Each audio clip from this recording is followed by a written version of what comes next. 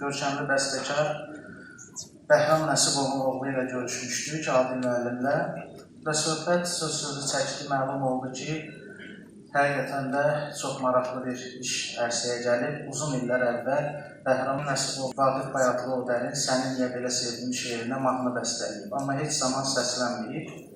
Əvvəl düzü inanmadım ki, uzun illər ərzində nəyə görə oxunmayıb, sonra notları göndərəndən sonra bir daha mənə əyan oldu. Və beləcə Bəhram Nəsibovun həmin mahnısı da gün yüzü görmüş oldu. Bugün Elgiz Əliyevin ifasında həmin mahnı eşidiləcək. Az öncə təqdim elədiyim ansambılsa onu müşahidə edəcəklər.